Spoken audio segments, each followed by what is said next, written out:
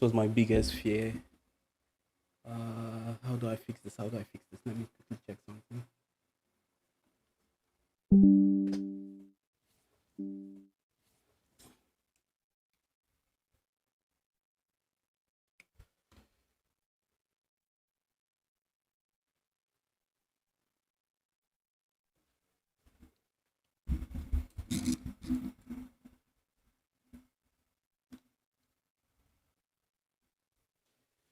All right. Can you hear me? I can hear you. I'm just trying to know if everybody can hear me on the other side. All right. Can you hear me?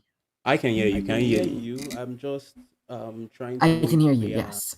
Chat, can you hear Bamishe? Is anybody there? Uh, we got a few people in. Let's drop a message in the chat.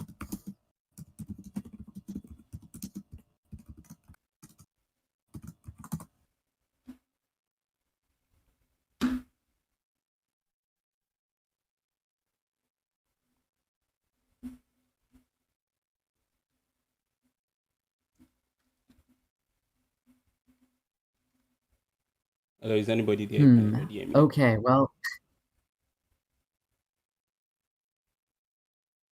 okay. We have affirmation that they can hear us. All right, this is good. This is good. Um, all right, so we'll start in about a minute. Let me just get something set.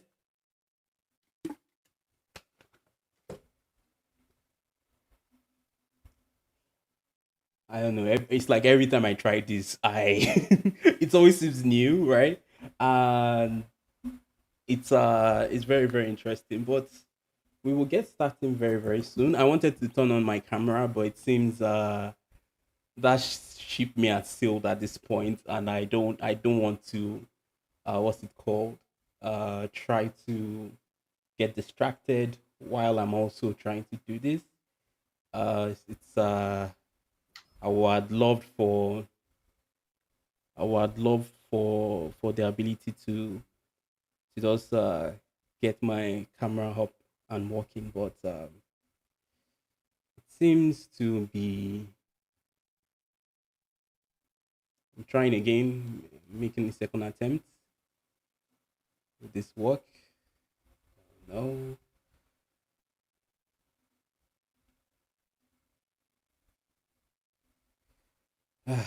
Doesn't seem to be working. So we'll try Yeah, that no, later. no camera. We'll try that later. Um, we'll try that later. Let me just take this off and do that. All right. Welcome everyone. Welcome to something I call Antalk for some reason. I don't know why I chose that name, but it's um it's a place where I hope where we could talk about things concerning African history, and this would be I would say I think this would be the fourth episode that we are having. However, how will I explain? However, this is like the second one. I think I'll be leaving up because of the first few ones I did not really get things right. So the topic today that we will try to cover is called that it's something I would like it's what I would call AI versus African history, right? Which you know is something that I think that has been on the back of almost everybody's mind, right? If you are someone that cares about this. And joining me today is a friend of the channel, someone that I have been following and work for a while. Um, I would like to introduce Soma Academy. Soma Academy, would you like to say what it is? All right, hi everyone. I'm Soma. I run the channel Soma's Academy, and I make videos on all sorts of things, mostly history.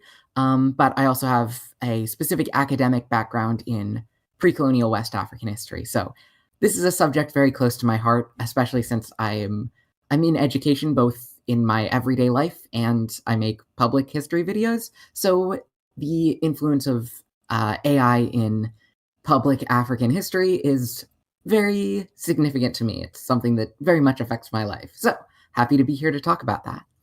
All right, thank you very, very much, Soma.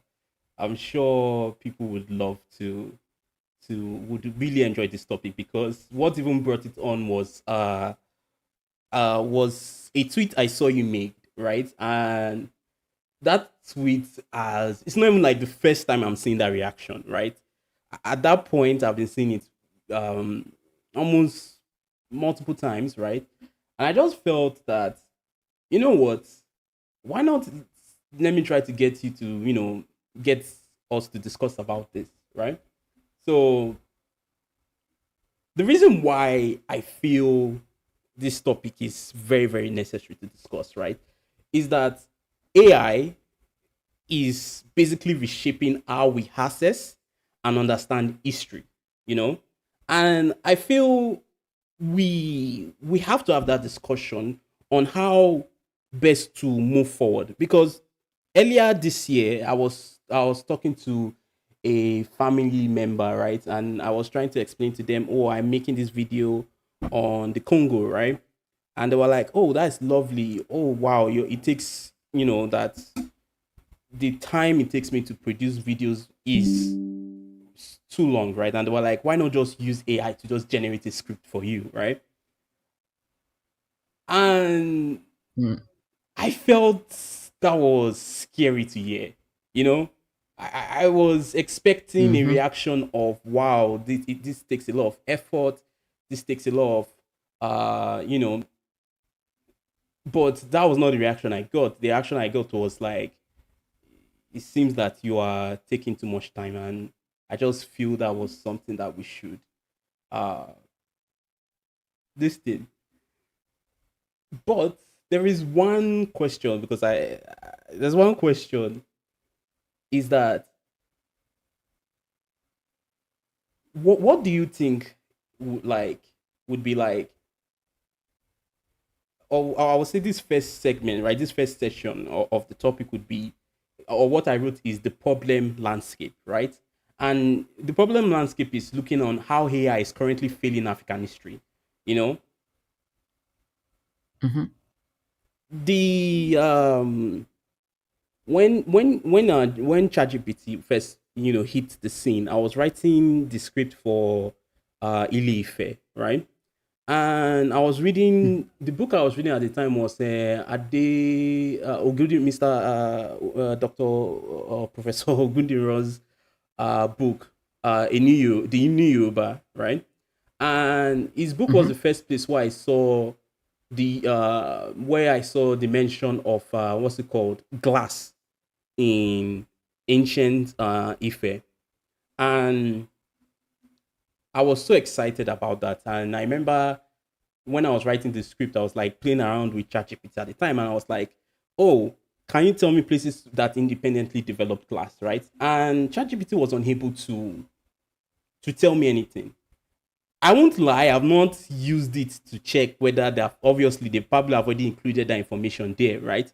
But I feel this is like let us start there. Let's start with the first point: training data bias. Like, what do you think about that, Soma? Yeah, so that's a huge issue is that so the thing with AIs is like they aren't experts, you know? People take these sources as if they're experts on everything, but they aren't. They're just taking various texts that already exist and generating what they think a likely string of, well, I shouldn't say think, they don't think, but what may be a probabilistically high, a likely string of words that shows up in other sources. So they're taking all of these other sources and basing their responses to different prompts on how words are strung together in various different sources. And it's a very complicated algorithm, which is why they can, produce these very logical sounding texts. but ultimately they are just regurgitating things that have already been written. They're reworking things that have already been written. And when we exist in a situation where African history, especially African history online, is under discussed, is poorly discussed, is full of conspiracy theories and misinformation, where the information landscape is heavily misinformed when it comes to African history, where you have, human made content that is suggesting things like Africans were all Stone Age hunter gatherers, right? You have a highly warped information landscape. And so when AIs are drawing from that, there is a high chance that they get things very, very wrong. And they get things wrong even when it comes to information that is more readily available because, again, they don't think, they don't know things. They are just coming up with likely sets of words, essentially.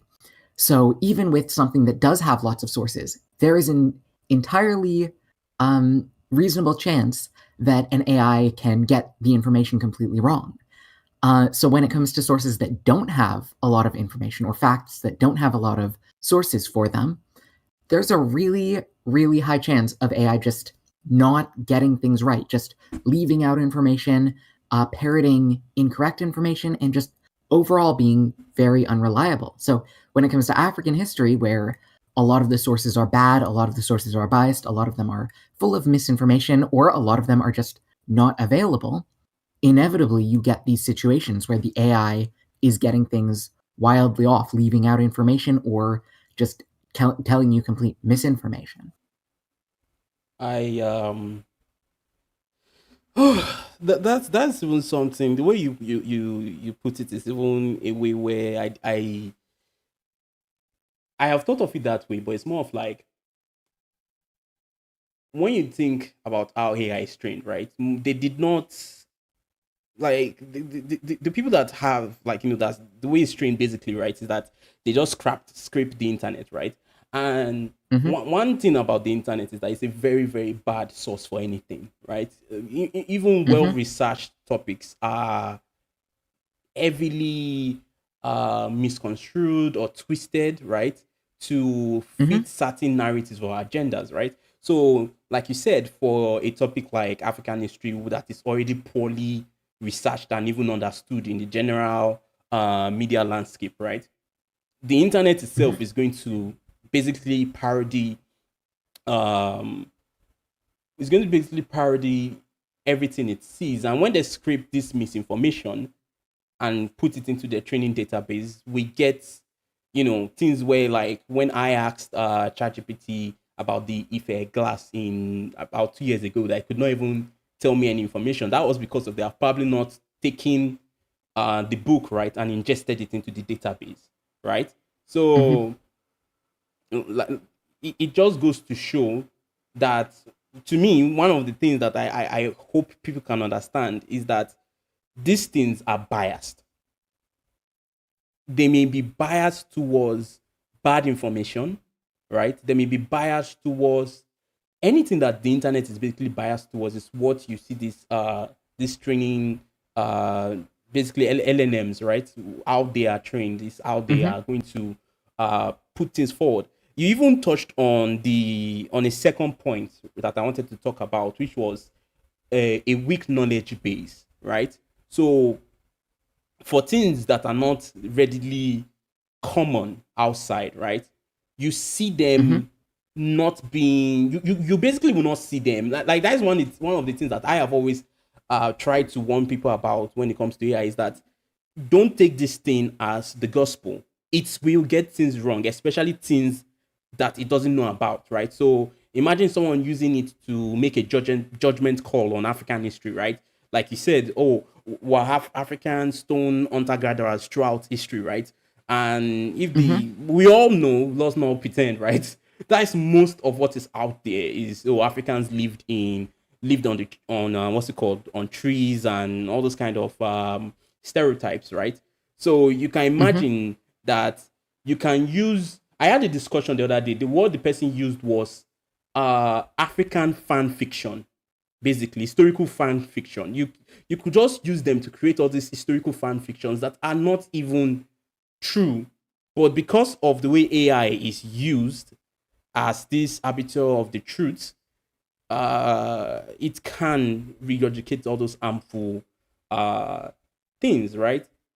And Mm-hmm. one more thing that I even like to even like ask you is that on like what do you think would be, or how will I put this question? Like, what do you think AI, like, how do you think people can use AI to perpetuate colonial narratives and stereotypes? Okay, so this is something I've had some level of actual experience with in my comment section.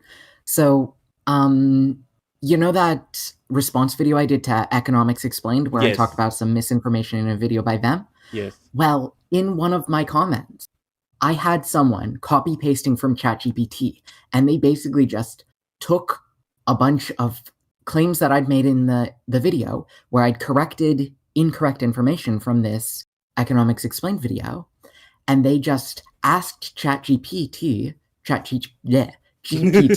whether those things were true. And ChatGPT just gave them the incorrect information because that's what exists on the internet. That's what it's drawing sources from. So it affirmed all of these incorrect things that I had corrected using historical sources. So I have, or actual sources, I mean, like sources written by historians as opposed to people online. So you had these people, this person actively reinforcing these narratives. And in this case, they weren't necessarily colonial narratives because these are more, modern. I don't know if I would call them colonial because things like people couldn't cross the Sahara, that's not necessarily a colonial narrative so much as a just a modern wild misconception, but they're just parroting these narratives, and it is very easy for that to get into all sorts of different misinformation territory, whether that's colonial narratives that have been spread on the internet for decades, whether it's just stereotypes that may be rooted in those older narratives or may just be completely baseless, or whether it's conspiracy theories in a lot of cases. All of these things can very easily get sucked into the algorithm, and then people who use these algorithms as sources of information will then argue with the actual information using what the AIs tell them, which is, just the foundations of a terrible information landscape. It's it's I will say I am fortunate enough, right, to not have those kind of people in my comment section yet. I know they are going to come. It's just a matter of time. But it's to me, I feel that AI is like all these generative AI models, right? All these generative AI algorithms are just accelerating a, I don't want to use the word disease, right? But let's say something like a problem, right? That has always been there before Mm-hmm. they came on the scene, which is people not knowing, not which is people not, which I would say is the ability of people not to research things and research things well, right? People Mm-hmm. would want to argue with you, and they'll be like, "Oh, but my father told me," right? Or things like, uh, I read on the internet, right? I'm like, Mm-hmm. we are both of us are fortunately internet creators, right? But I expect people to actually go to the sources, right?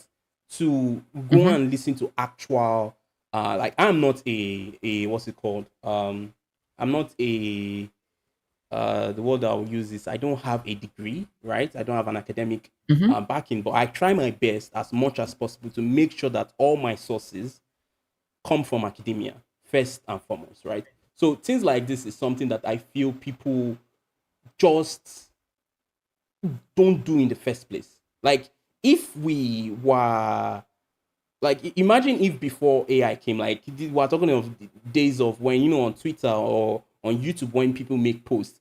If it was like, oh, someone makes a claim and you're like, what's your source, right? And you're actually going to read the source, I feel people, this is not going to be an issue, because to me, it's more of a problem beyond AI itself, right? It's more of the way people access and use information is more of the issue, quote and unquote, right?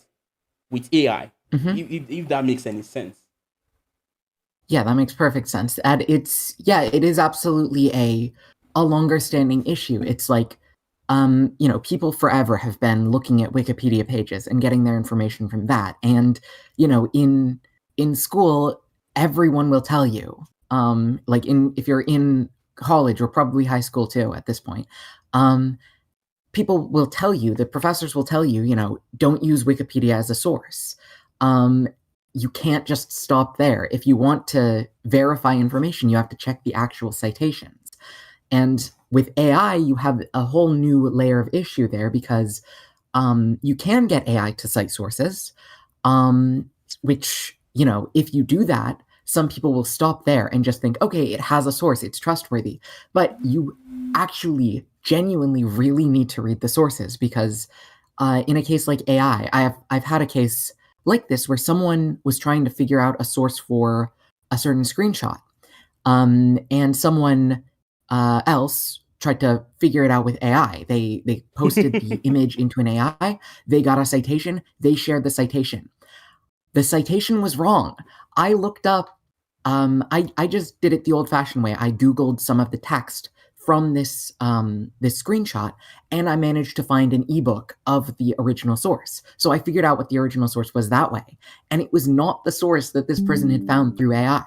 So even if it cites a source, you can't trust that it's actually getting the information from that source. It might just be making something up because again, they don't think, they don't know. They are generating things that seem probabilistic, which in some cases that means they will cite an accurate source.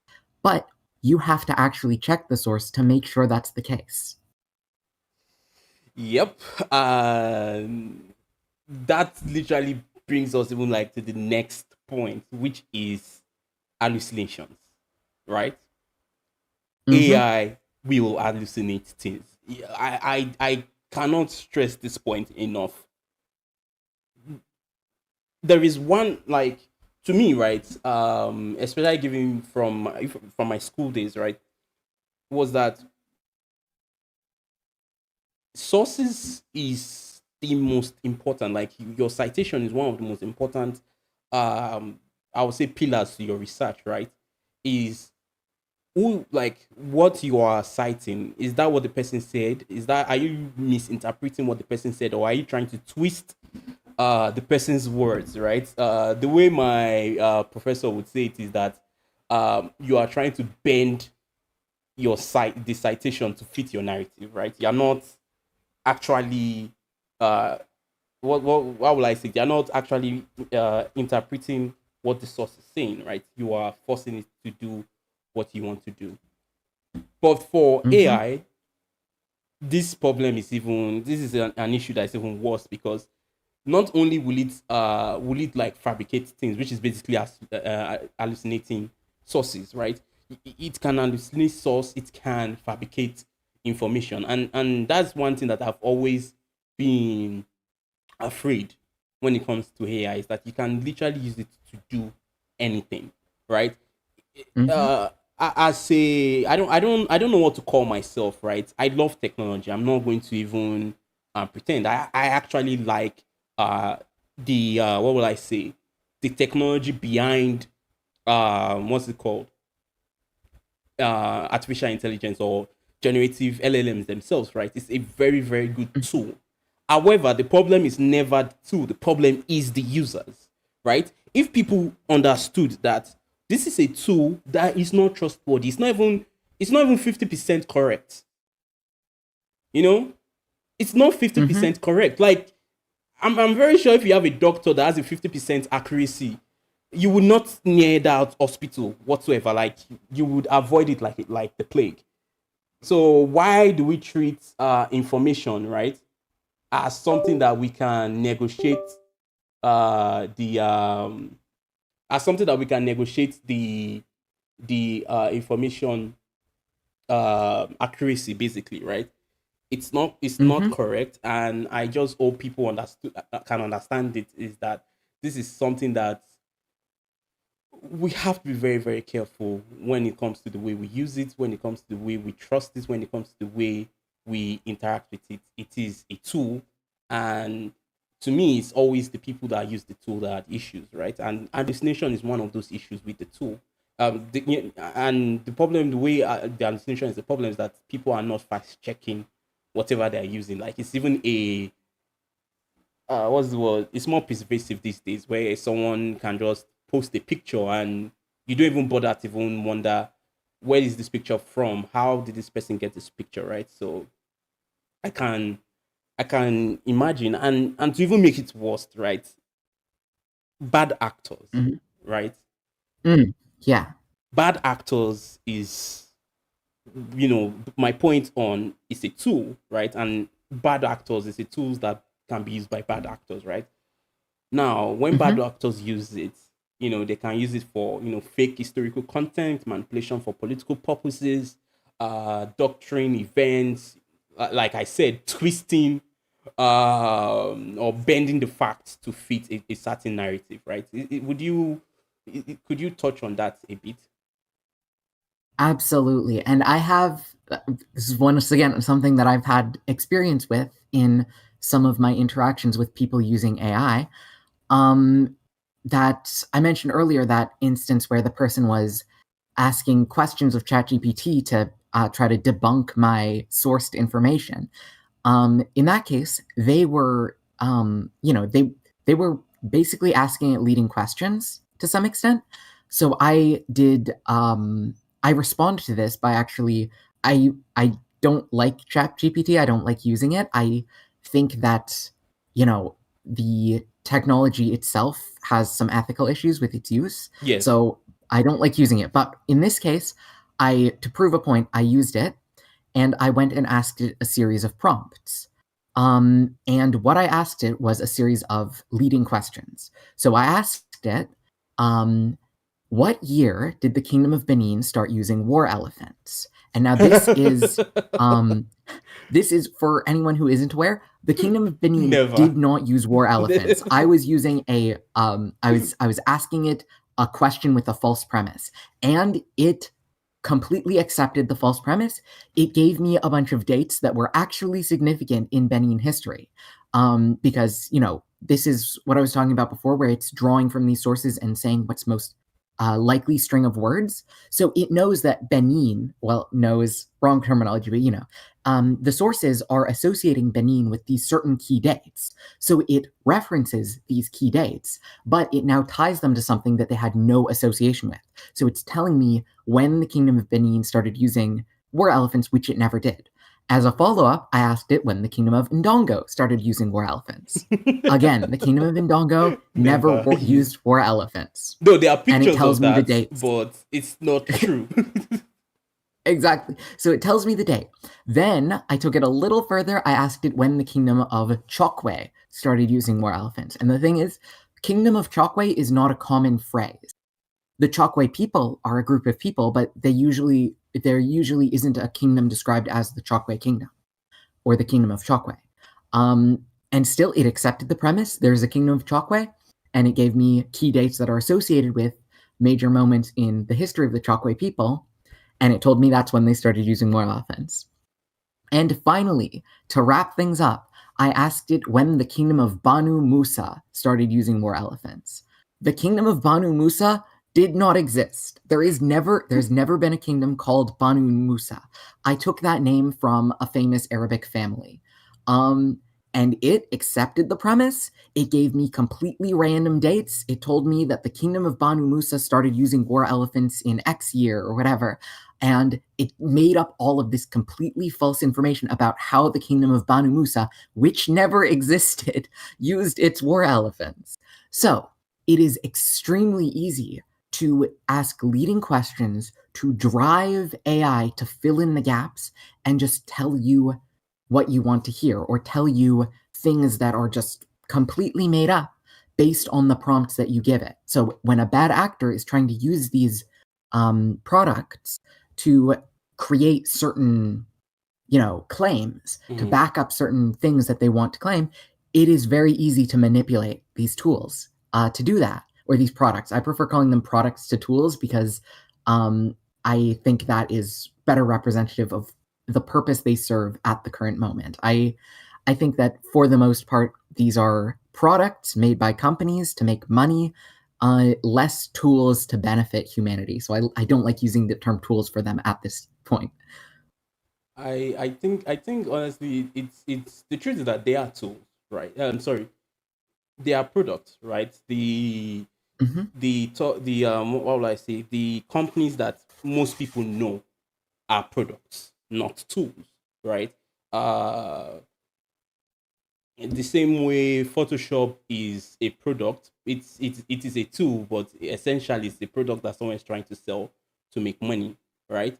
I have always been more what's the word, leaning towards open sourcing, right? Because when you open Hmm. source things, right, you can actually learn how these things work.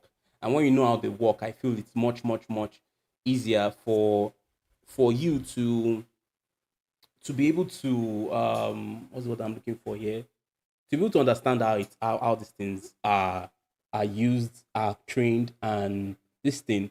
I have a what's it called? I have something called LM Studios, right? And I Hmm. downloaded some models that I run locally on my computer, right? One is to understand what Hmm. these things do, and two is that I don't want to what's what I'm looking for here. I don't want my information out there, right? Especially I don't want to prompt these things because uh it's a data company, right? Most of these things are data companies. Hmm. They're taking data, right? And this is to touch on the ethical part that you talked about when it comes to these models, right? Is that Hmm. they stole this information.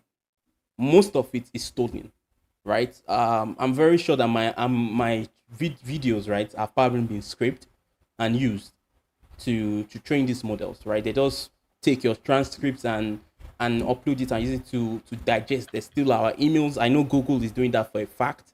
Uh, they are taking our emails. They are lots of things are just going on, and it's one of those things that has always annoyed me with the way data is basically stolen and used by these small companies, right? And I I do hope that I do hope people understand that they are not real. Like how will I explain they are not real? Is that there is no intelligence behind this, right? It's like a child, Hmm. like you said, you literally used leading questions, right? To to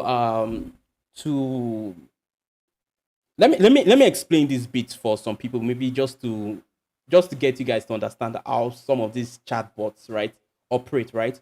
So when you send when you open a what's it called, a text prompt, right, to interact with a AI model like ChatGPT, right? And you type in a question like Soma did, right? When did the kingdom of Benin, right, start using war elephants, right? And you send it. It then takes this as one. I am trying to make sure that I am pleasing to this person, like OpenAI's what's it called? They call it system prompt, right? OpenAI system prompt is massive. I remember reading it one time, but there's a part in it where it basically says, I am going to be what's it called? I am going to how do I want to explain it? Something like I am an AI model that is trying to satisfy it. So it's basically programmed to be what's a safe word I can use? A yes man, right? So when you Hmm. have already prompted in one direction, like it now knows, okay, I'm trying to answer Soma's question on war elephants, right? You have already established a base. Then you ask it the next question. Now, intuitively, I'm sure that what we think it's happening is that, oh, I sent a new question, right? Then it's going to take this new question as a new input. That's not what happens. Basically, every other chat that has been sent beyond before this point, right, is sent as a new request. So it reads this entire chat log that it has had with you to give you the next answer. So basically, it's prompting a new answer based on old answers that it has given you and old questions that you have answered it, right? That you have asked it. So any new question is trying to do, right? Is trying to make sure that you are happy with the flow and the direction of what's it called, of the conversation. So I just hope this is something people understand. So um it's a it's it even brings me to this, right, which would be, do you know of the single story problem? Um, Not sure. Can you explain it? So the single story problem basically is just like all these, what it is just a simplified version of African history, without the nuances. Mm. The common narrative, right? The Like, what do you think AI does to these stories now? Like, the way I wrote it is that the problem with of like the single story problem, right, or this simplification of African history, right, amplified by AI. Mm. Yeah, so so that single story problem. I think I remember what you're talking about. Now that's where, the popular image of Africa is very consistent. Like they have this one image of Africa and it's wrong. Of course, it's this very simplified version of African history or African reality, and that's what everyone gets. So that is how people imagine Africa, and they lose all that, the nuances, all the complexities of reality. Is that right? Yes. Right. So yeah, absolutely. AI has the significant risk of reinforcing that since it's drawing from the existing sources. So if the existing sources are leaning towards a certain thing, and if the prompts, as well as we were talking about, are assuming certain things are true, the AI will just reinforce those. Well, we have kind of already honestly touched on it. If we have, it's something that we Mm, have touched on because we have gone back to this part where, you know it's the oversimplification of African history itself, right? Of mhm, people, of people's, how will I explain, of people's history, like people's crushing the story and complexity of African history, of African people into this. Oh, we can, if someone tells you, oh, I can try to tell you the history of the Yoruba people in 30 minutes. It's not possible. It's not just mhm, possible. Then imagine someone saying they want to tell you the story of Africa in this thing. A good example of this simple story problem, right, is basically the economic explain video that you debunked, right? Why mhm, is African poor? Oh, Africa is poor because of the Sahara Desert. You know, mhm. it's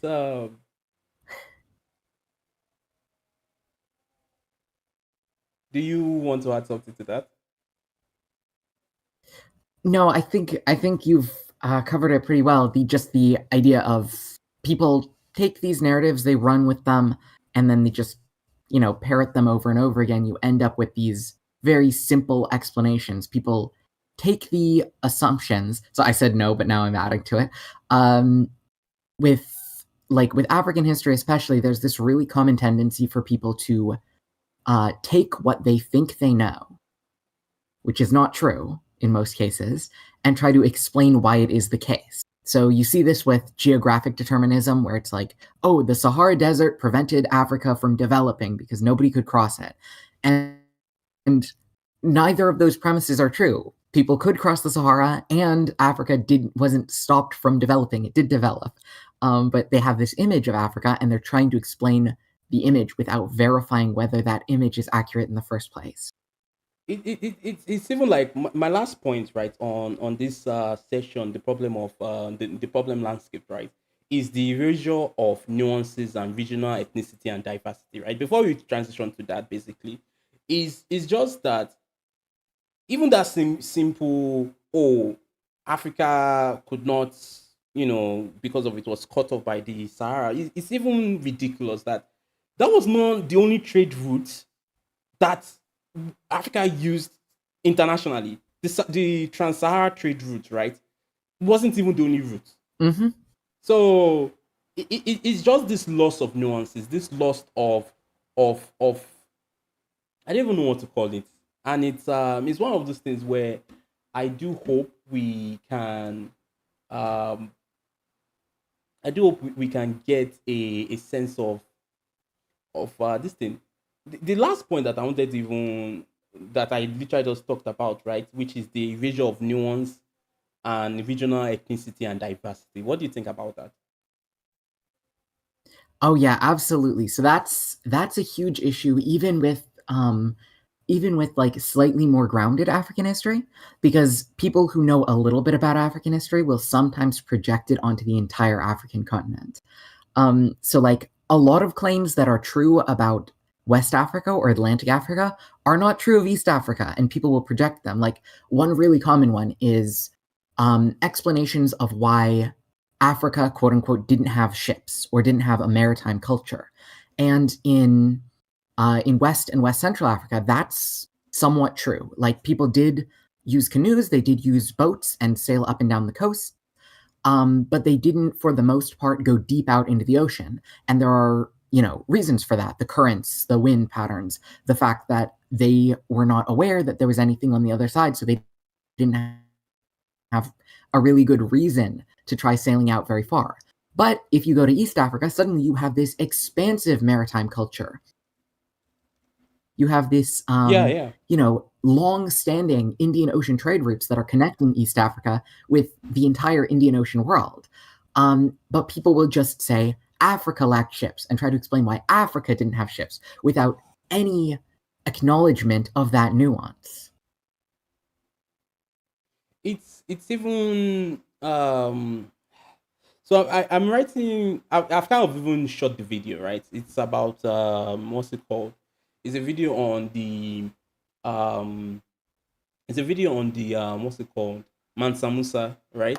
And I actually did what's it Mm, called? I shout out to your video on economic explaining in it, where I was like, people should please watch your video because it's a very good one. Talking about this ridiculous claim that Africa is poor because of the Sahara Desert, right? Not only the part I want to even talk about is mm, the transatlantic voyages, right? So the Mansa mm-hmm, before Mansa Musa, right? It's known by many names, ironically, but the one what I chose is Mansa Mohammed, right? That he, his expedition beyond mm-hmm, the this thing. We don't know it's true. Before anybody says, there is no evidence that that voyage happened because of the only person that is like the what's it called, the original source is Mansa Musa, and it could be lying, right?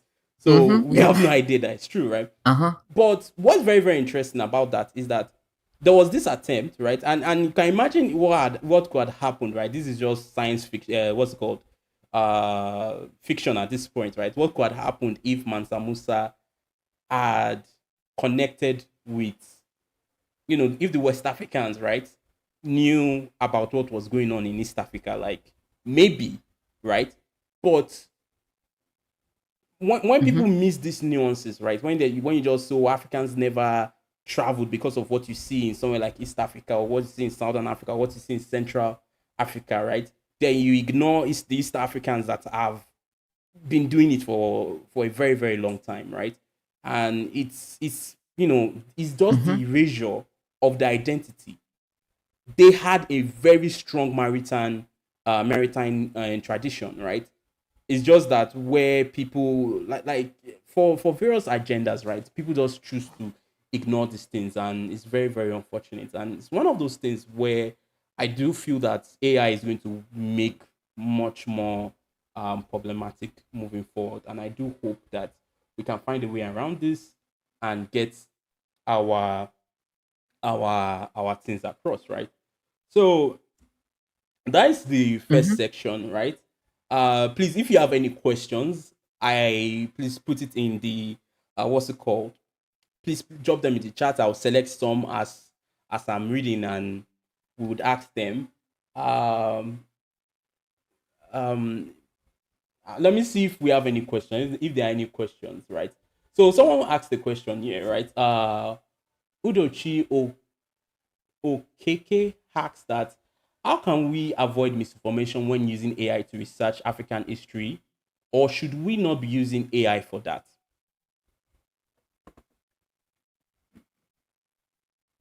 Okay, so my answer to that would personally, I would say don't use AI at all.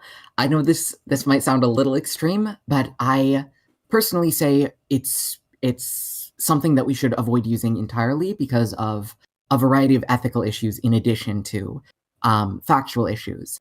That said, and we could go over that in more detail, but just for the sake of this, I'll just summarize that there are ethical issues beyond just the factual issues. That said, if you are going to use AI to study anything, if you're going to use it for research purposes at all, my advice would be don't read what the AI says, and that is it's ask for sources and read what the sources say instead. I would completely avoid reading the AI information itself because even if it might be accurate in a lot of cases, the fact that there may be hallucinations, that there might be misinformation involved, means that you could potentially be, misinforming yourself. And even just reading that is potentially going to influence how you think about those things because, the human brain isn't perfect. You're not necessarily going to remember what information you got from what source. So, my advice would be if you are going to do this, ask for sources, skip over what the AI says itself, just find the sources and read them. So, my suggestion would be to bypass the AI itself. Read actual sources. It's I have the same answer. That's the truth. Like one thing I would say is that AI is best used if you have a high degree of competency in that field or in that topic, right? If you know exactly what you are looking for, right? If you have an ability to spot lies, right? So, for example, if I don't know how to code, right? I don't know how to code.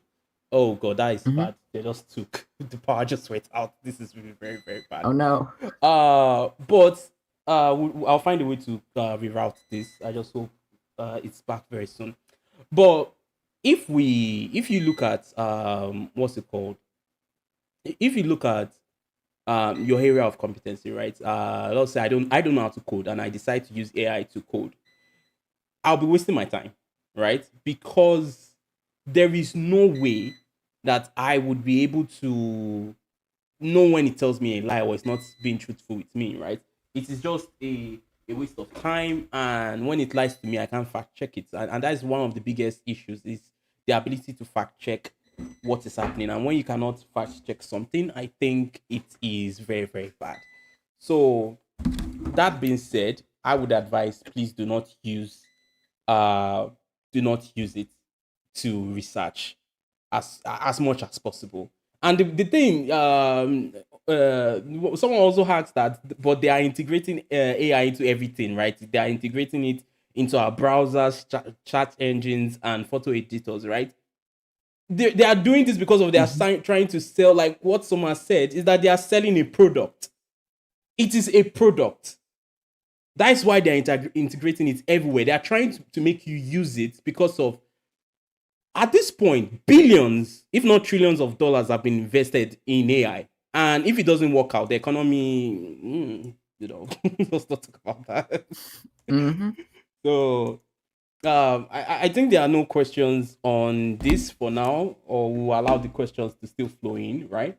But all right, I don't know if that's a question, but someone said, "What is the best way to what's the best way to do or tackle African history? I don't think African alternative history scenarios. I don't think that's a question. But do you have an answer to that? Well, I don't think there's one answer to that. I would say this is more for broad. If you're trying to make an alternate history scenario, if you're the question you're asking is like about writing alternate history, like as a genre of fiction, right? Fiction, no, yeah. Um, the best way to like come up with those is do a lot of research. Essentially, just do a lot of research and um well, basically that's it. Do your research and then use your imagination. So think through, you know, I would say like when writing an alternate history, the most satisfying alternate histories are where you take a single change and you explore how that change would have ripple effects. So one way is,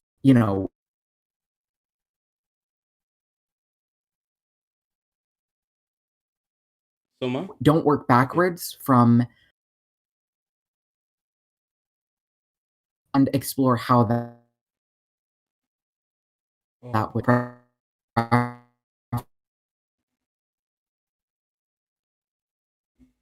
reference. You can also start with, I want a scenario where Africa rules the world, and then work back. Fun. Just do a lot of research to make sure that it's grounded.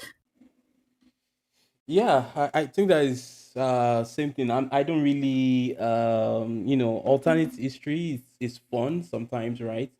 Um and Mm-hmm. I to me that it's still you can't I think using AI for alternate history is like taking out the fun from writing itself, right? Because it's that creative endeavor. You're trying to make sure that you're using your creativity to do this. And when you use AI to write fiction, right, it's taking away the fun. It's taking away that creativity from you itself. So uh, I would say we should maybe I would say just write. Just write. It's much more fun to write yourself, right? Um, the next, let's move on to the second section. At this point, I don't even know if we can have a second section. I'll try my best to see what will happen, right? But Mm-hmm. the second section, right, is academic and positive use case. How historians can and researchers can or are using this thing. Since when you are an academic, right? You have ties to the academia itself. Do Mm-hmm. you in what ways do you think that AI is being used in academia, especially academia, when it relates to history itself? Okay, so for this, I don't have the level of personal experience to comment on it because um, Uh, hello, hello. If you guys can hear me, please. Sorry, I'm trying to get everything going. Um, trying to recover the stream. Yeah, I suffered a what's it called? What the Nigerians in the chat will know who knows what happened just now, and it's quite unfortunate. Let me try to get Soma back on the program so we can continue. Uh, I'm also trying to make sure I get what's it called OBS installed um on my laptop so that in case the power get, which can happen honestly. So in case that goes again, we can just immediately get going. Um, just give me about a minute just to make sure everything is working. all right, chat. Can everyone hear me? Yeah, chat should be able to hear you soon. It's just that my everything is like, how will I explain? My network is not back to full capacity, so just give me a while. Can chat hear Soma? We should be back. We should be. I think everything is at 100% right now. We have 0% frame drops, so we should be ingesting fine.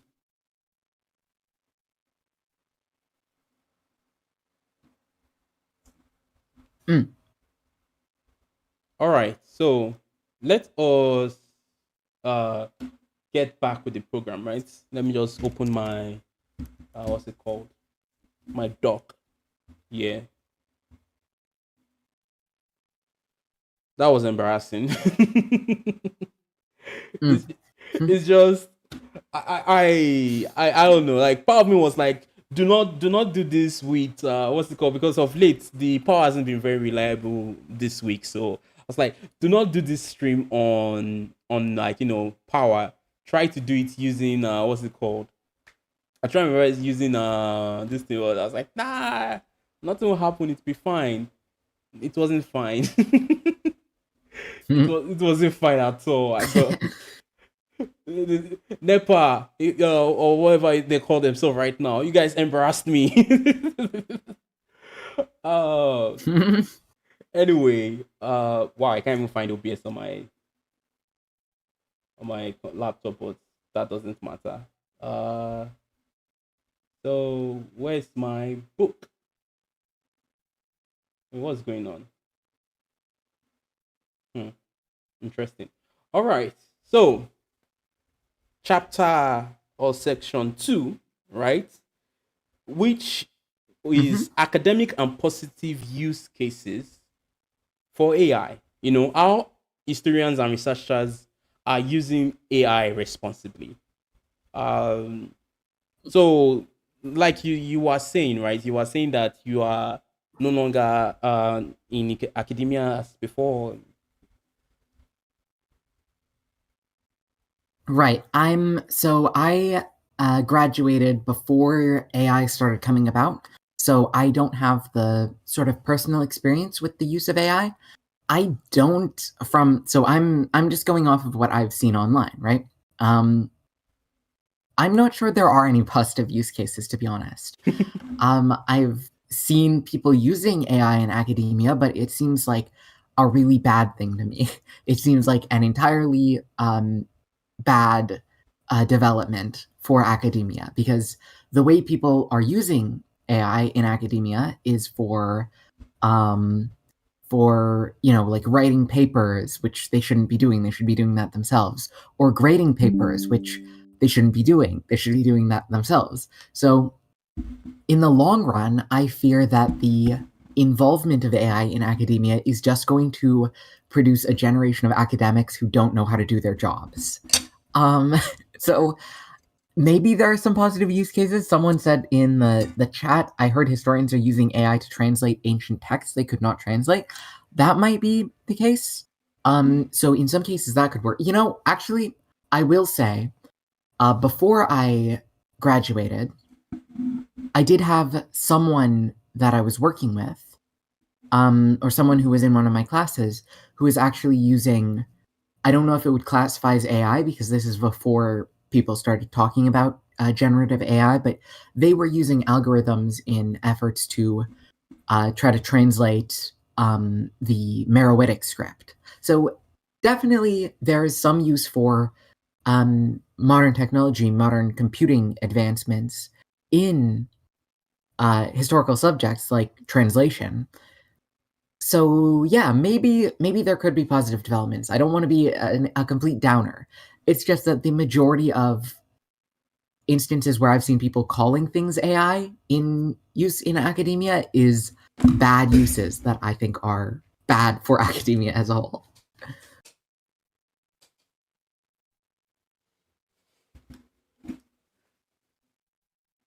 I'm sorry that I cut out a bit there. So yeah, I have some points here, right? And I was like, maybe we should just go through those points and see if these are things that we could like just look together, right? Mm-hmm. Which would be the first thing, yes, digital archiving and preservation of oral history. What do you think about that? So for, I mean, like, so someone said in the chat, AI generative is not very useful, but machine learning is what is really useful. And I think I would agree with that. I'm not a tech person, so I do have, a limited understanding of the distinctions between these things, but there are definitely technologies that are valuable in digital archiving, in creating like transcriptions for things, labels for things. Those are very valuable. So yeah, there are use cases um, for machine learning technology and similar things. So I don't want to be completely down on these kinds of technologies. There are definitely potential use values, but I don't know if that classifies as generative AI or if it's its own sort of thing. I don't think it's like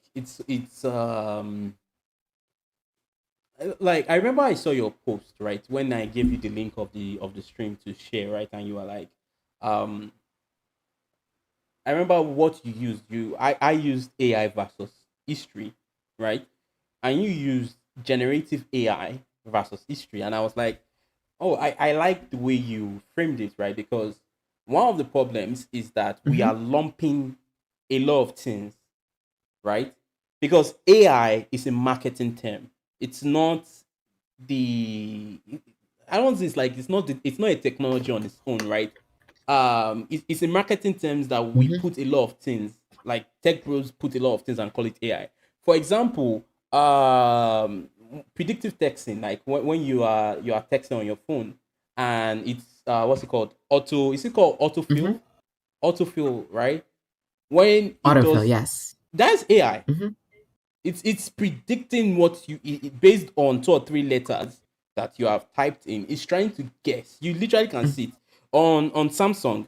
Samsung will have like Samsung's keyboard is to be three words on the top, 3 or 4 words on the top, right? And it's trying to guess what you are typing based on the word. That is AI, or it's auto fill, but it is back then. Like if you can go and look for articles from maybe the early 2010s, right, when this technology was being developed, they called it AI. For people who use what's it called, Photoshop a lot, Mm. right? Things like what's it called, Mm-hmm. like when you want to, like in Photoshop, if I want to remove, like let's say this stream of me, right, if I just want to take a picture of me, like I just wanted to select the outline of my head, right? When I do that, that is AI, right? But we do not what then happened, right, is that it is a good marketing term for things like generative AI. There are other AI models out there, or there are other things we called AI that are out there outside generative AI, right? Video models are also things that are a problem. Pictures, right? Ability to generate pictures is different from ability to generate Mm-hmm. text. What's it called, spelling is, I forgot what they are called. Yeah, When spell you, check. yeah, spell Yeah, spell spell check. spell Um, checkers, they are AI, right? So it's all yeah, a you can also marketing add in term. like people have been calling like NPCs in video games have been talking about their AI for years at this point. It's just the Yeah. the programming of non-player characters. That's also or has been labeled a form of AI as well. So yeah, it's a very broad term. It's a marketing term. It's not a clearly defined technical term. Yeah, I just hope people can like understand these two things and separate them, right? And like Mm-hmm. that's really what we are trying to like tackle, right? Is that at the end of the day, right, people just need to understand that there is a clear difference between what what would we call them, between what the marketers, right, are trying to sell us. Mm-hmm. The story they are trying to sell us is that, oh, we have this technology that it can do everything. It is just a tool. It's literally like, imagine using what's it called? Imagine using autocorrect or all those spell checkers to do research. That's literally Mhm. what people are doing, right? So that's why I feel people are missing here. Is that that's what these things are? It's just a more would I use the word sophisticated version, right? Of these things, right? Mhm. That's just what they are. And I wish people could like that's one thing I wish we can like people can take away from this discussion is that this thing is just a tool. It's just a tool, right? And there is like Soma has said, there is the tool and there is the marketing behind the tool. When people say ChatGPT, Anthropic, Claude, Gemini, DeepSeek, all these models are products. The tool behind it is an LLM, right? That is the tool. But the wrapper around it, that is the product. It's like Google search engines, right? Google has two products. When it comes to research, I'm sure most people do not know about Google Scholar. That's my favorite one. Mhm. It's also a search engine, but what it does is that it does not, it will, what's it called? It will disregard the general internet, right? And just pull sources from academic database. That's what Google Scholar does. It ignores the general internet. So if I want to search for, let's say, toothbrush, right? Or what's it called? Dental care in ancient Egypt, right? If I use Google, like, and I try to search the general internet, right? It may pull in some articles here and there. It may pull in someone that made a nice viral video, right? And put it on my screen and throw Wikipedia on top of it, right? But Google Mhm. Scholar just says no, right? And it just goes to straight academic database and pulls from those sources, right? And you can just read this thing. That's like I said, right? It depends on the way you use the tool. But unfortunately, right, there's a difference between the product and there's a difference between the tool. But to even like say something about the what's it called? The first point that I wrote, right?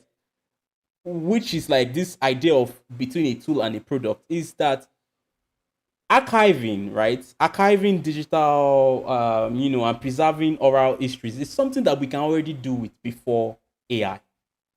Am I wrong about that, Mhm. Soma? I no, I don't think so. I mean, obviously, technologies are always advancing. They're getting better. So we might have technologies now that are, in some cases, maybe related to these um, LLMs. In some cases, maybe I don't know for sure. I don't know how the technology is developing, but we do have existing technologies that have been valuable in digital archiving and those kinds of things. So it's not out of nowhere that we just have these generative AI products that are suddenly helping us out on doing all of these things that we've been doing already. Um, the next point, right, that I have here is that AI being used to translate historical document and text.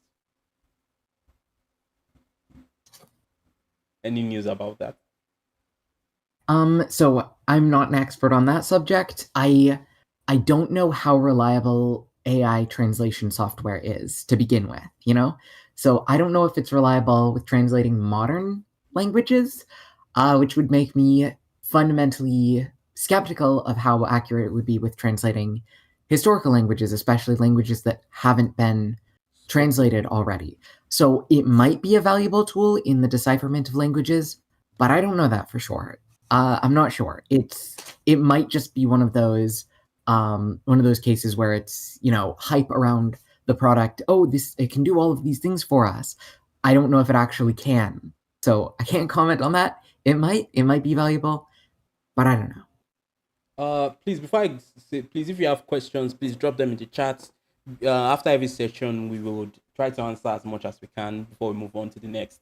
Um, I think this section of the the stream is not something that we can really say much on, right? Other things I wanted to talk about is maybe things like using it in pattern recognition, in archaeological data, making archives more accessible, assisted AI research and tools for African scholars. Uh, but I'll be very sincere. These are things that are not, what's the word I'll use? Exciting, right? Because we already have these tools already. Like assisted AI assisted research tools for, like, we do that already. And I'm not saying talking about AI per se, right? But what's it called? Search engines, using the internet to look for books and this. Like, I don't see a space for generative AI in African in academia personally. I think one of the things that makes academia one of respected, in my own opinion, right, is the rigor behind research, right? Making sure, and things do slip. But this is the question: is that when AI makes a mistake, who do you blame? Mm. You know, can you blame? Oh, I'm sorry, my bad, right? I used an AI and it fed me the wrong information while I presented this ground breaking fact or discovery about a African society, or it hallucinated that entire thing, or it's jumbled my data, right? Um, I don't really know much about historical, like how research is done in this thing, but I know there's a lot of field work when it comes to things like what's it called, archaeology, right? There's a lot of field work, Hmm. there's a lot of things like that, and maybe AI could be useful, but again, not generative AI, not maybe LLMs, right? Not machine learning. Maybe things like what's it called, YOLO, things like machine, what's it called, machine visions and things like that could be useful, but not not the models that are used to generate things like ChatGPT is what I would basically say. I'd also be skeptical of currently existing like image recognition software. Now, maybe it'll get better in the future. Maybe in the future that'll be valuable. Maybe it's useful to keep working on those technologies for that purpose. But like currently, when we try to use pattern recognition software, it isn't better than people. It's you make these, you get these errors and you get these biases involved. Like clear one would be like racial bias, where certain technologies have been, people have tried to use certain image recognition technologies to try to recognize criminals, and it turns out racist because the data sets that it's using are biased. It's you end up with these things that are causing more trouble than they're worth, that we shouldn't be relying on, oh, the computer says it, that's trustworthy. So I would be highly skeptical of these technologies in those kinds of use cases where you need it to be accurately recognizing, something like an archaeological artifact in an image set or something like that. I wouldn't trust it to be able to do that. I won't too, right? I actually like the example in which you used, right, about uh this thing. It's a point that we basically touched on at the beginning of the stream, which was um that training data basically, right? Is something we touched on. So as long as there is bias, and to me it's always the people is always the problem, right? The humans involved. As long the data is human beings train these things, right? And unfortunately, some of our biases, right, and is also taken up by these machines. Um, I think we can basically leave this one. I personally, there were some articles that I saw. Let me see. Hold on. Let me try to see if I can open them up. There were some articles I saw that I was like, oh, I'm going to read it during the week, but unfortunately, I did not have the time. But we could just what's it called? Oh, what's this? Hmm. We could try to give me a second. I'm seeing something that I don't understand. Okay. All right. So we could try to look at this. Um, let me see. Oh, I don't know if you have a stream. So if you have the stream opened on a page, right? I want to share Yes. uh something. So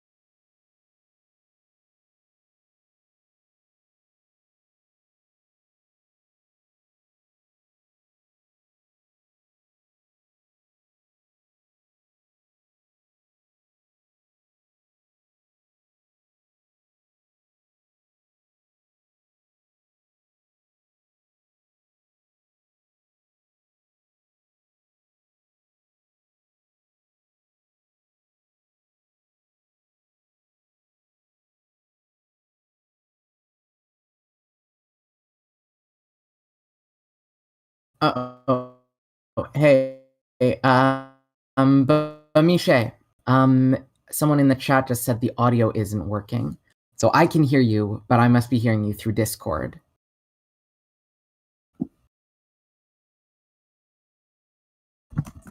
Okay, I'm telling them give us a sec.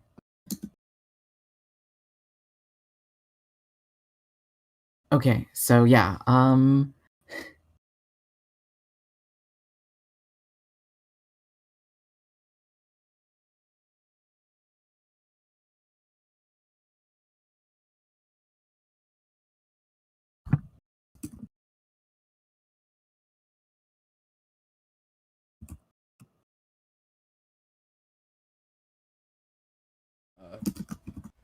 can you guys hear me now?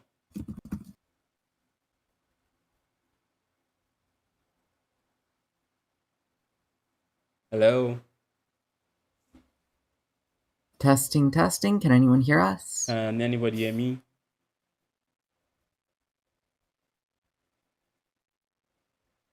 Oh, okay, All looks right. like it's back. You know what? I will drop a link to the article.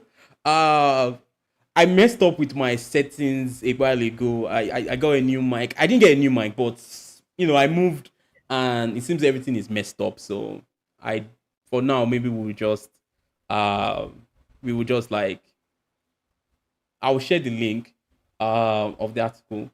But basically, the end of the article was like the future of historical inquiry lies not in choosing between humans and machines, but in the collaborative synergy where AI tools expands the horizons of scholarship with historians, while historians remain the guiding intellect behind the interpretation, argumentation, and ethical stewardship. So it's just to me, it's just basically everything that we have talked about, right? Uh, so, do you what do you think about that? Is that anything? insightful?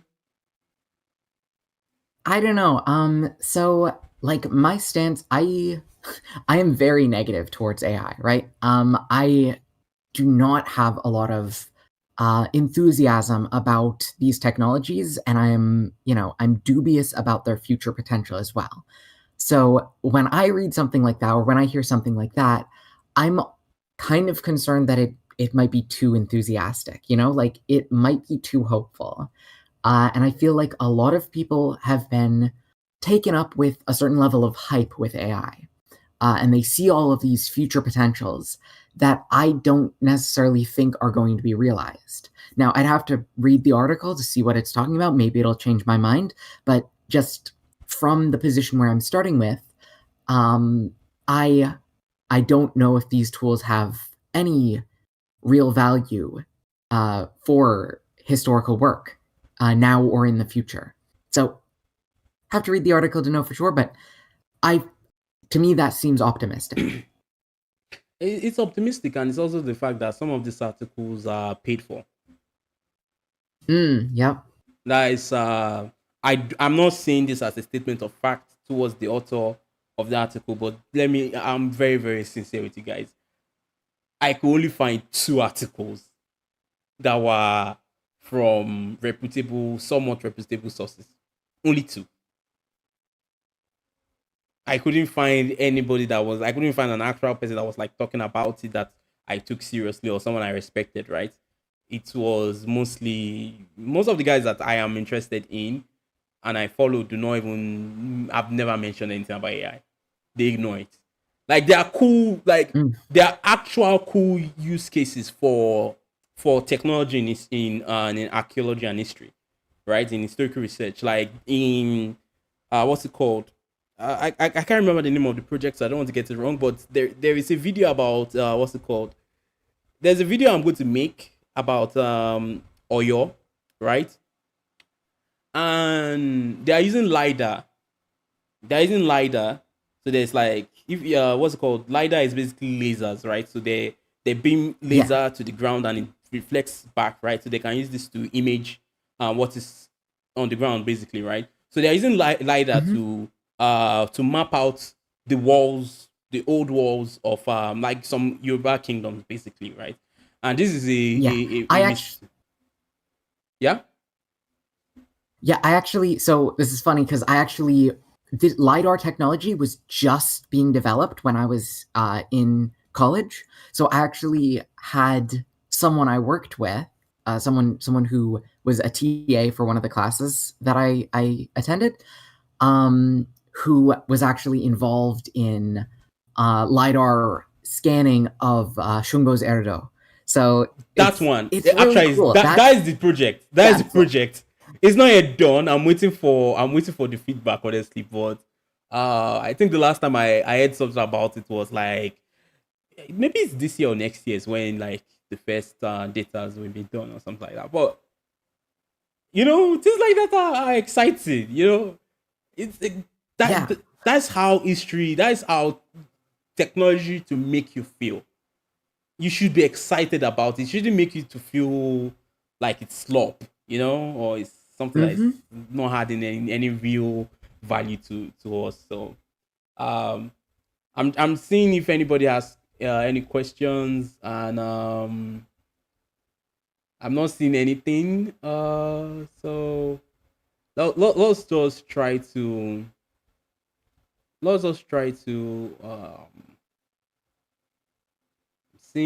I'm seeing um okay.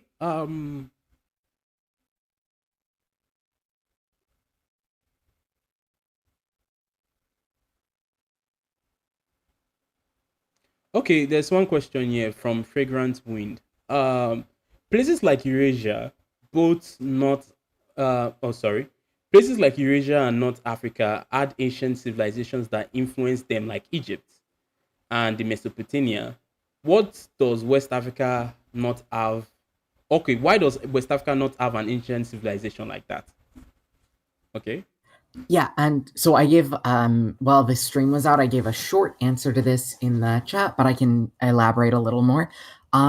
so there's that's the premise is flawed. That West Africa very much does have ancient civilizations.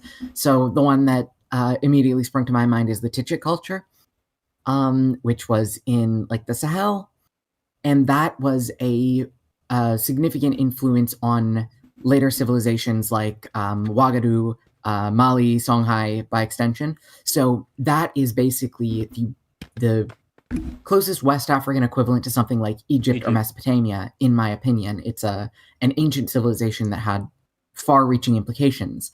You can also point to other civilizations that are less old but still very ancient.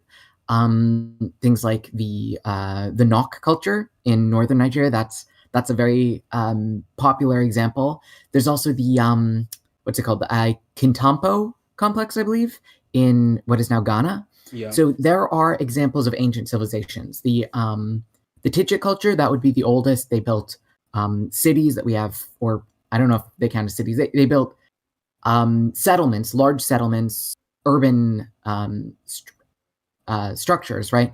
That we have archaeological remains of, right? So we have remains of these civilizations. Um, they're less well known than civilizations like ancient Egypt or ancient Mesopotamia for a couple of reasons. Mostly a bit of Eurocentrism, right? These are civilizations that are closer to Europe that had more impact on Europe, so they get a little more attention. There's also the fact that ancient Egypt and ancient Mesopotamia both had writing, which the Tichit culture did not, as far as we are aware. So that gives us more insights into the details of those civilizations compared to the archaeological remains. And then there's the third factor, which is just that African history is, of course, wildly understudied, both academically and Yeah. even more so in popular consciousness. So people don't know about something like the Tichit culture, but it was very much there. It was very much a major influence on later West African history. Yeah. Basically, that's the same thing. I was saying that the last bit that Soma touched on is that West African history is poorly studied. Like, to even use the word poorly studied is an understatement. It's, for example, the fact that a channel as big as Economic Explain could literally say that the the Sahara Desert was this impregnable barrier is I don't even know what to say. Is ludicrous. And Is that is, yeah, that economics explained is not even the only large channel I've heard make a claim like that. It is shockingly common. It's just people have read, or I think in a lot of cases they haven't even read. They just hear other people who have read mm, Guns, Germs, and Steel, which is a book written by someone who wasn't a historian, who, like I was talking about before, this idea of they have what they think is true. They think that Africa was wildly behind the rest of the world. And then they try to explain why Africa was wildly behind the rest of the world using entirely deductive logic. They're like, okay, we take this premise, Africa was behind, we need to explain why. Why would it be? Oh, we see this big desert, that must be the reason. And they don't actually look at the data, they don't look at the evidence, they don't figure out whether or not either of these premises are true. They just take something that sounds plausible and they run with it. And people have read this book, and other people have heard people who have read this book. So you get claims like that just repeated and repeated and repeated endlessly. So you have people who don't have any foundation in the real facts feeling very confident that they know about Africa because they haven't researched African history. They've only researched people's speculation. it's honestly it's just one of those things that I find very very interesting, right? Uh, the amount there is no, there's not that much research really. So and the Mm-hmm. interesting thing is that those things are out there, right? The artifacts are Mm-hmm. out there, but there's not just enough research. And honestly, research work is just money, really. So there's not really a lot of money that's poured into researching these Mm-hmm. things. And I do hope, like, I remember I was reading about, I have a video that it's not cancelled, but it's more of like I've done the research work, I've taken my notes. I just want to write about it, but it's on the backbone. It's about the Benin Walls, right? And I Hmm. read that before the civil war in Nigeria, right, there was extensive research, like actual archaeological research that was being done about the Benin Walls, right?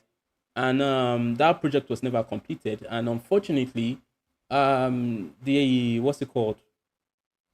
What we call the ruins of the walls have eroded much Hmm. more farther than since then. So there is this large gap, and it's a money thing. Honestly, it's just money.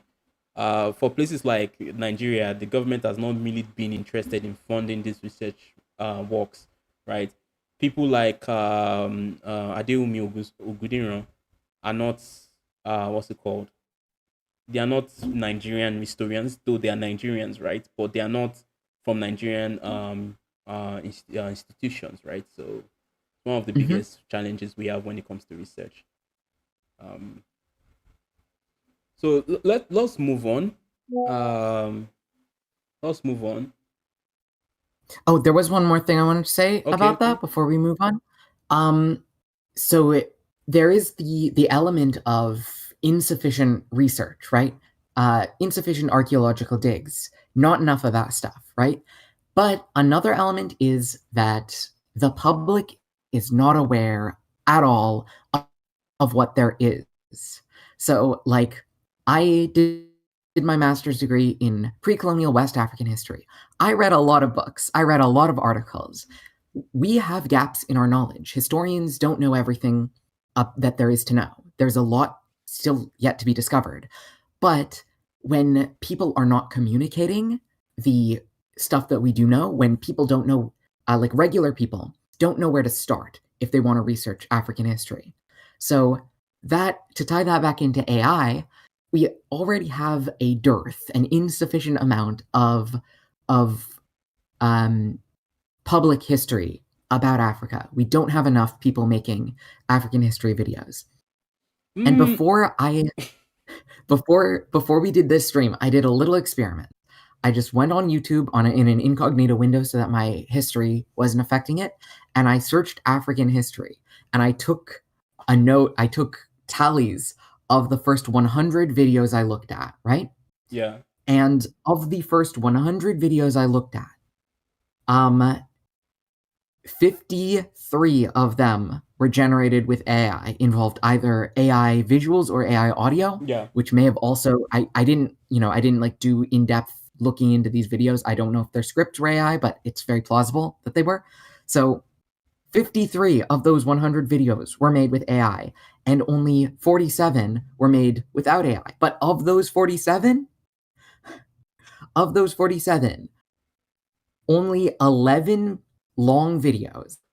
So, not shorts, only 11 of those videos were long videos that were not either documentaries or lectures. So, only 11 videos, full length videos made specifically for YouTube that were not AI generated of those 100. So, 11% were made for YouTube not using AI. And oh, I forgot an important extra caveat there, not conspiracy theory videos. Some of those videos Okay. there were Okay. videos that were not AI, but were conspiracy theory videos. So the the lack of information about this is very, very noteworthy here. Oh, I think you know what. Let's just transition, right? Let's transition to. It's a good place to even transition to the next place, which is like practical takeaways, right, from this whole thing, and like what people can do to actually, solve this issue of like AI with history and whatnot, right? And I wanted to. I like the fact that you opened up with this, which is like YouTube. So on like we have like YouTubers have these things called creative creator studio, right? And there is a tab on create which is like research where you can check what other people are doing. Like YouTube would like, oh, this is trending topics and whatnot, right? So YouTube is like, oh, would you make videos like this? And there was a month, I think some few months ago, I YouTube was prompting me to make AI slop videos, right? And it made me go on Hmm. this deep dive, and I was like, the amount of slop channels that are producing completely inaccurate this thing. I'm going to try to see if I can find a way to bring in and not allow my audio like be bad and whatnot. But I really want to show people what the scale of the problem when it comes to like the amount of slop we are seeing on the channel. So sorry, on this thing, because it's I don't even know what to even call it. It's beyond I can't find it. I think they have removed that segment. But you'll be shocked that YouTube itself, right, is pushing this thing on the platform, right? Which like it's allowing the amount of like of like even if you ignore the misinformation part, the I don't want to call them, I don't like using that word, right? But if you ignore the conspiratorial historical videos, right, it's tough because those things are competing with what me and you are trying to do, which is like factual and well researched African history. You know, Hmm. it's it's a big fight. It's a very very big fight. Um, so what like one of the first things I want to say is that how do you spot AI generated misinformation about African history? Let's start there. So, like, how do you fight against that? How do you spot it? How do you? How do you What do you mean spot, by that? or like how do you detect AI Oh, generated misinformation about African history? okay. So, how do you detect it? So my my go-to is a few things. Okay, so first off, you're looking for AI visuals. If you can tell that a visual is AI, for me, that is an immediate red flag. It does not necessarily mean that the script is using AI, right? But if someone is making AI visuals, that makes it much more likely that they are using AI in the script. The same goes for AI audio. If you hear a text to speech voice, that is good reason to be wary, right? So those are some of the first signals. But it is also possible for a video to use no AI visuals, no AI audio, but still an AI script. And it is possible for someone to use AI visuals or audio with a fully human made script. So the next thing you're looking for is citations, sources. Um, Personally, I try to avoid watching any videos that don't have citations whatsoever because even if they're not using AI, if they don't have sources, then you don't know where they're getting their information from. It is entirely possible that they're making it up or getting it from unreliable sources, even if it's not AI. So always check the description. If there are no sources, check the end of the video. And if you don't see any sources linked anywhere, listed anywhere, I would just avoid watching the video altogether. And you're also looking out for those clear, visible or audio AI elements as red flags. Um, so yeah, basically looking for sources, trying to avoid those visible AI elements. Um, uh, for me, I'll basically say the same thing. Please always, regardless of even if it's like non AI generated content, right? Try to always look at sources. It is a good habit. I I checked. I was using this website called Pastebin to keep my what's it called, to put my sources in, and I think I'm going to go back to it because I want to use it to know how many people actually are looking at the sources. For one of my videos that has about 20,000, 25,000 views, right? Only 300 and something people actually check the sources. I was a little bit disappointed, but I hope more people look at sources going forward. It's a good habit, and it allows you to know if what this person is saying is truthful or not. Uh, there are people. The AI images to me are things that I also don't like, because it's also maybe either um you are not what's it called, you are not being that creative. And for voices, I do understand that sometimes some people may not feel what's the word, confident, right, to host things, Mhm. right? So I do get that, but I do feel that there is a lot of like images out there. It's part of the reasons why for some of my videos I am trying to transition from using what's it called, illustrations, right? You will notice that in the last 2 3 videos I've stopped using polar balls, right? And going forward, I am trying to transition to use actual images. And where I don't have images, I'm going to illustrate those parts, right? But I do feel that Mhm. these are things that we should actually be very, very mindful of.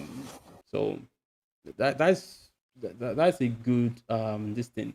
So the next thing, which is kind of like good, is what are sources for reliable African history content? Okay, so somebody also asked in the chat about book recommendations, I think. Ooh, Um, that's hard. so we can cover both of those here. Yeah, let's do that. Um, yeah, so for sources, obviously, if you're looking for sources, my go-to would be what Bamisha mentioned earlier, Google Scholar. Now, not everything on Google Scholar is reliable. Sometimes there are sources that were written by people who didn't know what they're talking about. Unfortunately, also on Google Scholar, not all sources are accessible. Some of them are paywalled. Some of them you need to be part of a certain institution to use. So that's really annoying. That does limit their reach. But Google Scholar is always a good starting point. For some, if I could give some book recommendations, I mean, for one, I would, on my channel, if you look at my economics explained response video, I actually have a list in the description of that. But off the top of my head, John Thornton, really solid source. I would recommend his books. So for my personal, one of my favorite books on African history would be John Thornton's um, Africa and Africans in the Making of the Atlantic World. It's a really solid overview of a lot of Atlantic African history. And for the record, I am more equipped to talk about Atlantic African history than any other history. That's the African history that is what I've studied in school. I would recommend if you're looking into the slave trade, Fugelstad's Slave Traders by Invitation is a really solid one. If you're looking into um, earlier African history, um, what's it called now? African Dominion. That one, I believe the author is actually a journalist, not a historian. So Yes. grain of salt reading that one, but I think that's a pretty good overview of medieval Sahelian kingdoms. Yeah. So those are just a few recommendations off the top of my head. Definitely recommend checking out the description of my economics explained response video because that has a whole bunch of sources listed. Uh, for me, I can't really recommend books per se, right? Um, what I would say is that I can't recommend any book from the top of my head, right? For any video I have made that you like that topic, please check in the description. I always leave sources. Like the first two threes are always books. Then below it are maybe articles and this thing. Any book that I use as this thing, maybe except from the first video, which will be the Benin one. I did not put. I personally don't like that video because of my. I'll say my research for that video was a little bit sloppy, right? But apart from that, I recommend any book in my resources, like African Dominion. I didn't read everything. I read about chapter 6 for the Mali video. It's chapter 6 is about Mansa Musa. African Dominion is a very good book to read. I think it's like 500 pages long. It's a massive book, but like I said, what's his name? Akumi Ogudinron's book too is also a Buddhist thing. I would open a what's it called, my Samsung Notes app to show you some of the books I have there, but unfortunately I have some private information there, so I did not this thing. But maybe what I would do is I would open maybe a Google Doc page where I just drop books and I start sharing that from time to time, just a list of books that I would recommend for people to read about African history. Um, let's go to the next. Oh, one more recommendation I just thought of. Not a book recommendation, but another really good source is uh, now I'm getting mixed up. It's on his name because he has a first name and a last name that are both first names. I think it's Samuel Isaac. It might be Isaac Samuel. But Oh his yeah. blog, Oh yeah, African yeah, History Extra, yeah. that one is, Oh yeah, yeah, yeah. very, very good online source. Oh, Now it's not perfect. I have on occasion checked his sources and found that he's made some the kinds of mistakes that everyone makes when they're reading sources, like you miss a word and you get a slightly different meaning because of that. So I would recommend checking his sources. But he is a brilliant introduction to a wide variety of topics in African history, and he always lists his sources, so you have lots of good citations to check out if you want to learn more deeply. yeah. Yeah. That is definitely Isaac Samuel is someone that I would always recommend. Um, he even helps me once in a while to look at my what's it called, to look at my scripts. I do tell him, like, I send him copies of my script to just help me and read, especially those long ones, just to make sure that what's it called, I'm not making mistakes, or I'm not getting carried away with my what's it called, with my sources. So that's one thing I would recommend. Um, the next thing would be how can educators navigate AI in teaching African history? What do you think? What would you say about that? Okay, so AI is a big issue with educators. So I'm like both in public history online, right, where I talked earlier about all of this AI stuff that we're competing with. There's also another issue that I've noticed in person is that some students. So I work with uh, mostly elementary schoolers, right? Some high schoolers, middle schoolers. Um, so I work with students, and some of them have now they use AI in their research, which is terrible. They also, some of them on the other side are skeptical of AI, which is good, but they can't necessarily recognize it. So they will say that things that are completely trustworthy are AI, and they don't know. They'll call primary sources AI. At one of the museums I work at, we have like this screen that cycles through a bunch of actors portraying historical people.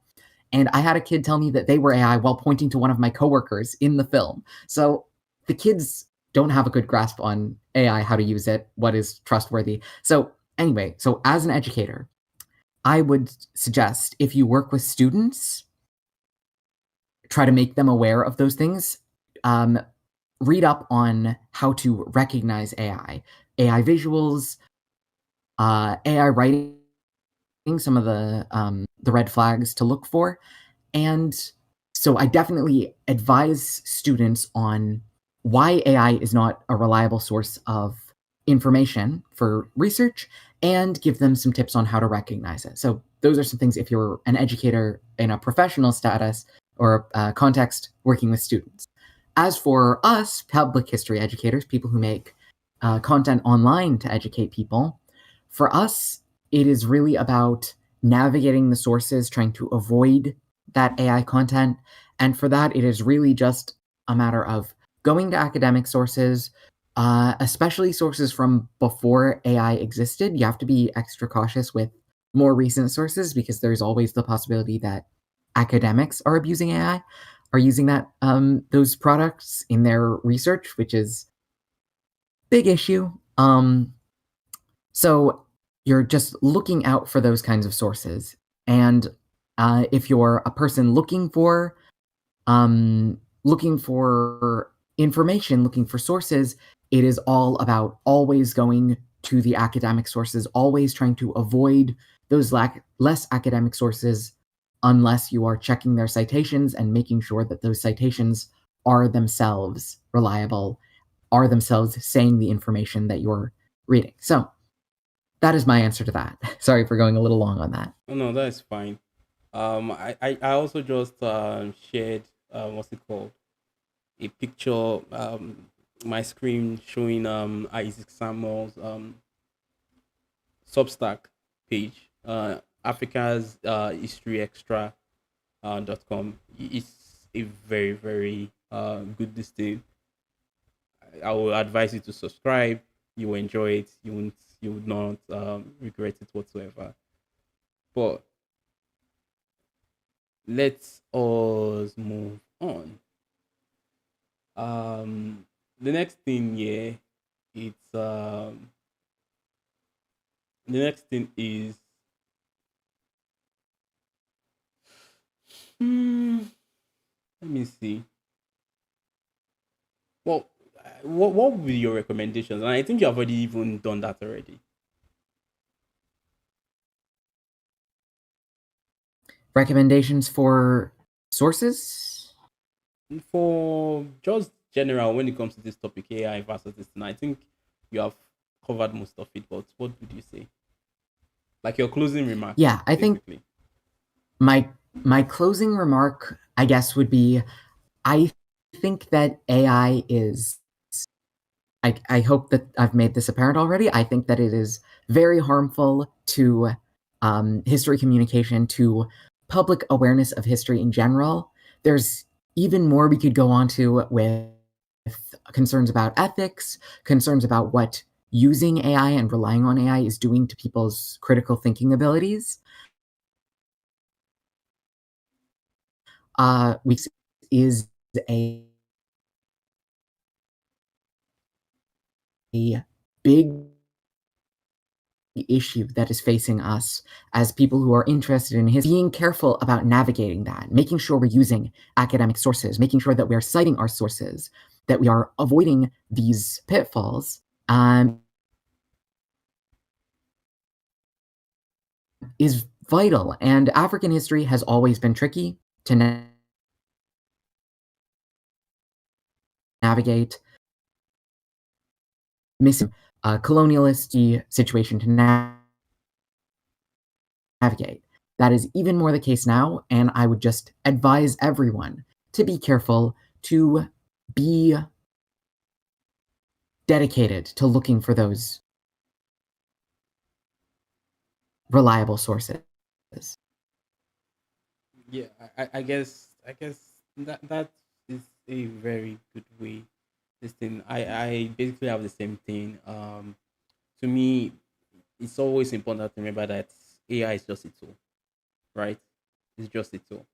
The same way where if you want to learn about something, when you search it, right, you read and you hope you interpret what you read properly, right? All these things are just tools, right? You can't um over rely on them. You can't assume that they have authorship, right, over what they are saying, because they don't.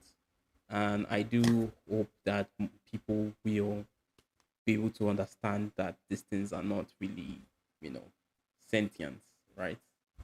They have no idea what they are doing. They have no idea what they are saying. So I just hope people are very, very aware of this. Um,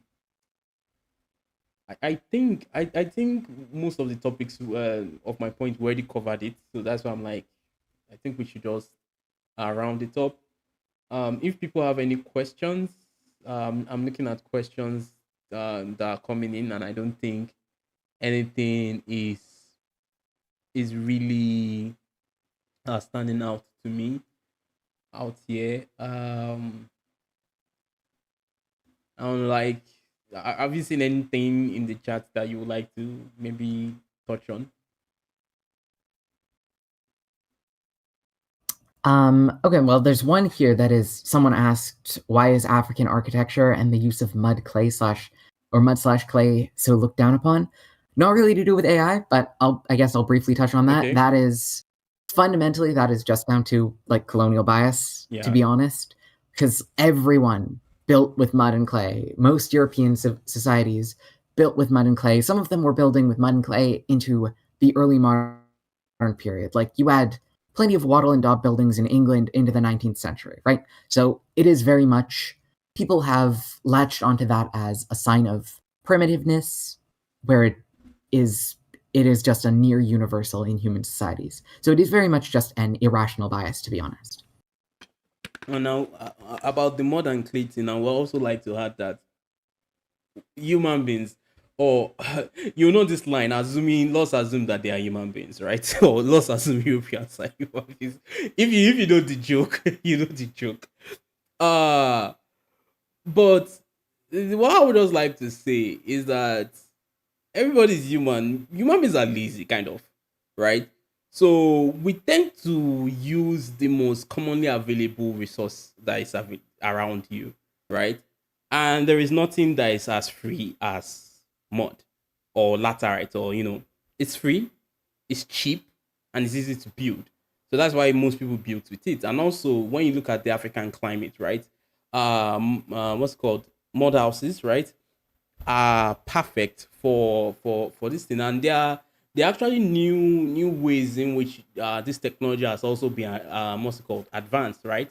Like, for example, I hope, are you guys aware of the new museum in Benin, right? Moa.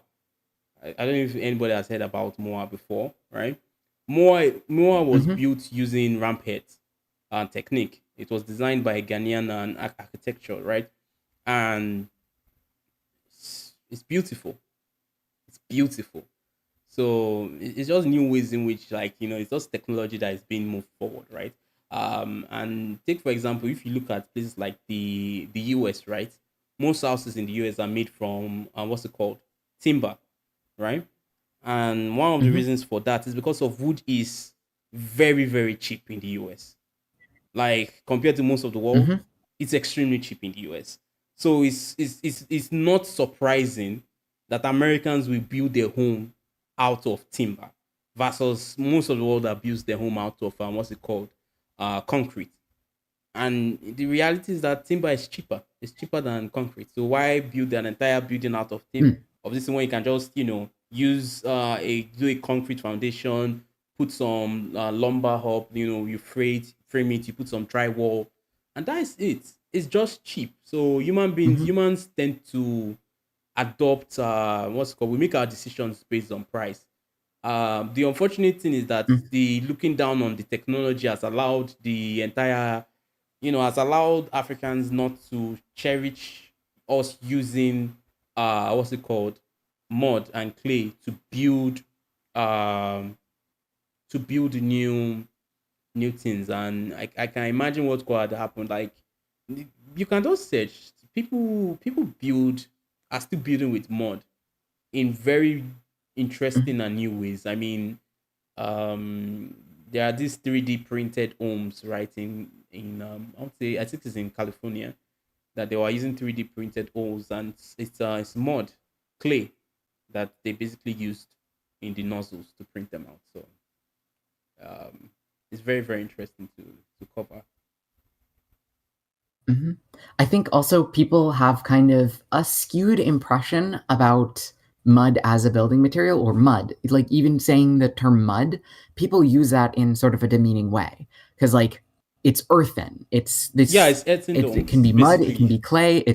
It's different materials a lot of the time. But like what I think a lot of people completely ignore is that like we use the same materials. We use clay in other contexts, but when we use it in, if we bake it, we call it Pottery. adobe or we call it brick. Yeah. But that is still clay. that is just baked clay. It It's the is same the thing. same basic It's the material. same. Um, yeah, and it's like brick is considered a nice material. When if you have a brick house in America, a lot of the time that's considered a more valuable house than one made with timber and plastic and drywall. A brick house is something fancy in a lot of cases, but that is fundamentally a house made out of mud. It's it's one of those like misinformation about Africa that I always find fascinating, right? And the interesting thing is that even they are very beautiful homes, right? Like one thing, there's also a mistake that I also like to clear up. Like there is a difference between what's it called? Ah, I've forgotten the Yoruba name. But basically, what people have in mind when they talk about the homes in which Africans live in, right, in thatched roofs, right? They look at our farmsteads and think farmsteads is what people live in. That is a very, I've noticed that sometimes. I find it very interesting, but like a lot of people have beautiful homes and designs. Like in Cameroon, I've forgotten the culture now, but in northern Cameroon, they have these beautiful terracotta houses with this lovely textured uh, exteriors, right? That they use in places like Mali, right? They also have like the University of Timbuktu, for example, is an Hetin building, right? And it's beautiful. So it just depends on how it's used, right? It's just a building material. Fragrant Wind, he Mhm. says that our architecture is now eco-friendly, which is very very funny. uh, it's very very funny. Uh, but I think this is a good place to end things. Soma, where should people find you if they are looking to look at more of your work? All right. You can find my YouTube channel at Soma's Academy. That's just my name, Soma apostrophe S Academy, and that's where I make my educational videos, mostly about history. So you can find me on YouTube. You can also find me on Twitter at Kalasoma. That's Kalah Soma Soma. But mostly, I'm suggesting that you use my you check out my YouTube because that's where you can get education content from me. All right. So thank you very much, Soma, for being here. This is the second time Soma is coming on the show. Uh, I don't know. I don't know if this was a disaster. I don't know if you guys enjoyed this, but I'm still trying to get into streaming as a thing, right? I actually hope I can do this every 2 weeks, right? Or eventually every week, right? Shorter time, maybe like 1 hour, 1 hour, 30 minutes, 2 hours, and we can wrap everything up and like close it up. But I do hope I can, get things sorted, get my transitions and overlays properly done. But I'm really grateful for you guys showing up. Everybody that's here, everybody that's watching. Thank you very much. Shout out to everybody in the chat. Um, I'm really really grateful. So I'll see you guys next time we do this.